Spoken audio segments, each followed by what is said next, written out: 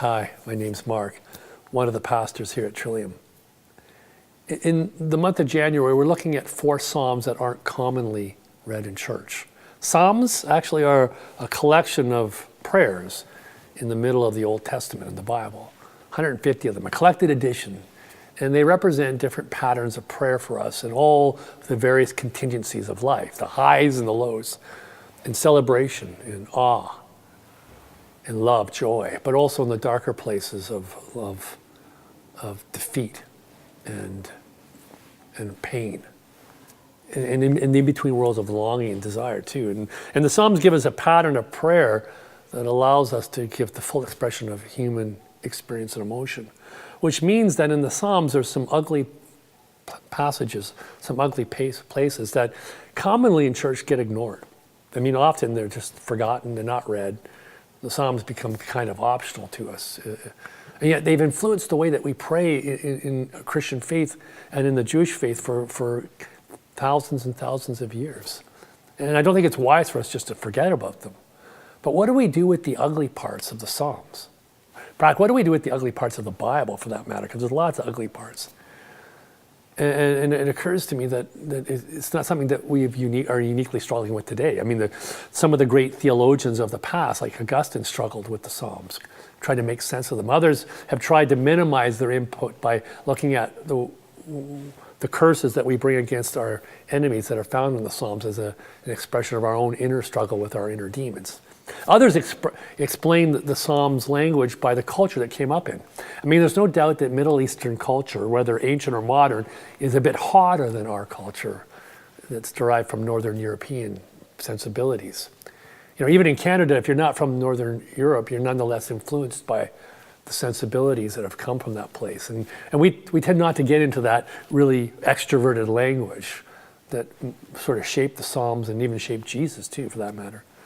So what do we do with this language that talks about cursing and blaming and condemning, judging others around us? Like, for instance, one of my favorite Psalms, which is Psalm 139, which talks about the presence of God in our life from the beginning to the end of our lives. God is with us, around us. God's above us, below us. If I go to the farthest reaches of creation, you're there, God, waiting for me. If I go to the heavens, you're there waiting. If I go into the pit, into Sheol, into death, you're there waiting for me. You knit me in my mother's womb. I am fearfully, wonderfully made. It's a celebration of life and God's presence in it. And yet at the very end, there's a call in that last section to hate. And to hate people who hate God. To perfectly embrace hating others. And it seems so different from the voice of Jesus in the Sermon on the Mount when he says, some have told you to love your neighbor and hate your enemy. But I tell you this, to love your enemy and to bless your enemy. And to care for your enemy, because in doing so, you become like God, your Father in heaven. So what do we do with the Psalms? Well, some people just forget about them. Some churches make them optional. Some never read them. And especially the difficult Psalms, what they call the imprecatory Psalms, the Psalms of curse and judgment. But it seems to me that when we do that, we forget what Psalms are. They're the expression of human emotion. I mean, Psalm is just a fancy word for song. They're songs, ancient songs whose melodies have been long forgotten, but whose lyrics still remain with us. You know, we have modern songs that follow in many ways the same format. It's poetry too, and it expresses emotion, not fact. It expresses our feelings and our experiences, not some kind of absolute objective experience of reality. And when we offer the full range of prayers to God through the Psalms, we're allowing our full human experience to be expressed to God, the good, the bad, and the ugly. It's the beginning of our way of living with one another, not the end. We share the heartache with God in order that we might be freed from it.